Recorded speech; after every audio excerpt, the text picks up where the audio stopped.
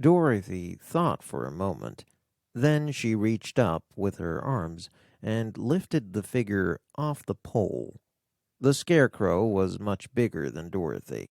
That said, he was also filled with straw. This meant he was quite light.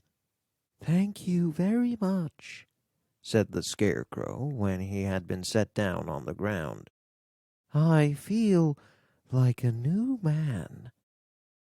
Dorothy looked puzzled at this, for it sounded strange to hear a stuffed man speak, and to see him bow and walk next to her.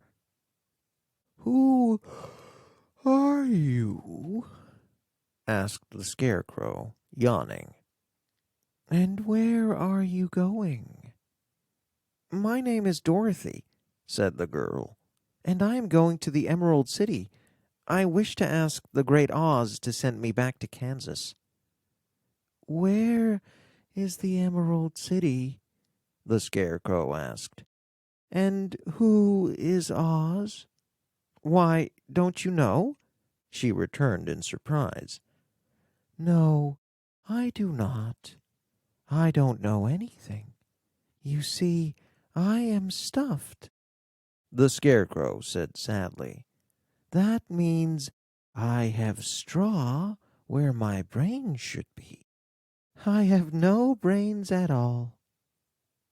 This statement puzzled Dorothy.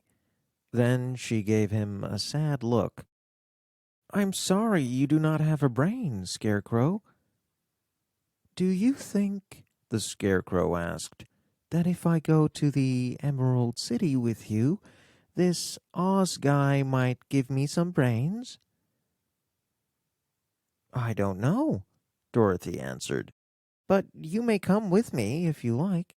If Oz will not give you any brains, then you will be no worse off than you are now." "That is true," said the Scarecrow with a smile. "You see," he continued in a confidential tone, "I don't mind my legs and arms and body being stuffed, because I cannot get hurt.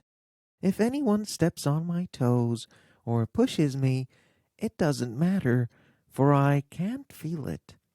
But I do not want people to call me a fool, and if my head stays stuffed with straw instead of with brains, as yours is, then how will I ever avoid being called brainless?" "I understand how you feel," said the little girl, who was truly sorry for the scarecrow. "If you come with me, then I'll ask Oz to do all he can for you." "Thank you," the scarecrow answered.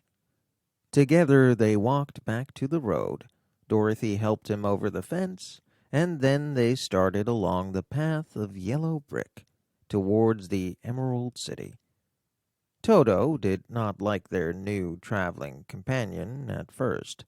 He smelled around the stuffed man as if he suspected there might be a nest of rats hidden in the straw, and he often growled in an unfriendly way at the scarecrow.